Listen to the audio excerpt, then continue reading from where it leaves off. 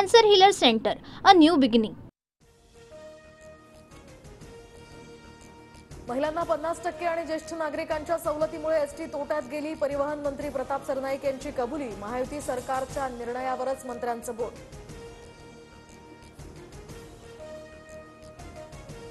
ST प्रवासात महिला आणि ज्येष्ठ नागरिकांची सवलत रद्द होणार नाही. प्रवाशांना दिलेलं वचन आम्ही पाळणार.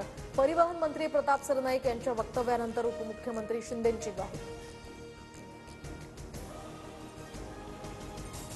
निवडणुकीआधी सरकारनं केलेल्या जुमल्यांचा जाब विचारावा लागणार. मंत्री प्रताप सरनाईकांच्या वक्तव्यानंतर खासदार सुप्रिया सुळेंची सरकारवर टीका.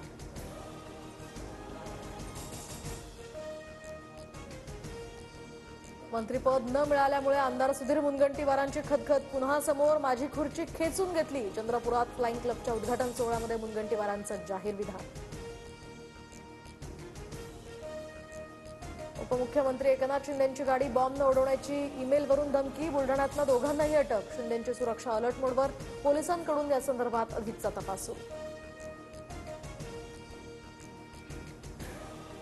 कोकणानंतर आता विदर्भात ऑपरेशन टायगर. गोंदिया नागपुरात शिंदेंची आभार सभा. ठाकरेंचे माजी जिल्हाप्रमुख राजू हरणे यांच्यासह काँग्रेसचे माजी आमदार सहस्राम कोरोटे हे धनुष्यबाण हाती घेणार.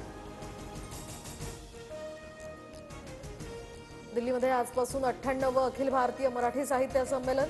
तर जुन्या संसद भवनापासून ग्रंथदिंडीला सुरुवात. दुपारी पंतप्रधान नरेंद्र मोदींच्या हस्ते उद्घाटन होणार. महाराष्ट्र सरकारकडून संमेलनासाठी 2 कोटी रुपयांची अतिरिक्त मदत. जालन्यानंतर यवतमाळमध्ये सुद्धा 10वीचा पेपर फुटला. परीक्षा केंद्रावर कॉपी पुरवण्यासाठी तोबा गर्दी. मराठीचा पेपर फोटो सोशल मीडियावर व्हायरल. तर आता शिक्षण विभागाचं मात्र याकडे दुर्लक्ष.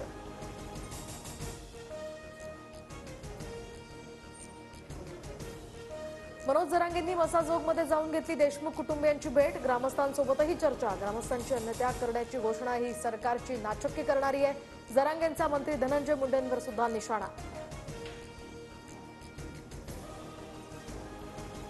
बंदुकीच्या परवान्यासाठी केलेल्या अर्जांमुळेच कोकाटेंचा सदनिका घोटाळा उघड. तर कामगारांना पैसे वाटताना सुरक्षितता हवी म्हणून बंदुकीच्या परवान्याची होती मागणी.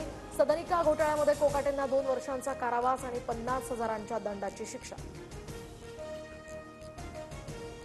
अजित पवारांच्या पक्षाचे दोन्ही मंत्री रडारवर. तर धनंजय मुंडे आणि माणिकराव कोकाटेंचा राजीनामा मुख्यमंत्र्यांनी घ्यावा. संजय राऊतांची मागणी.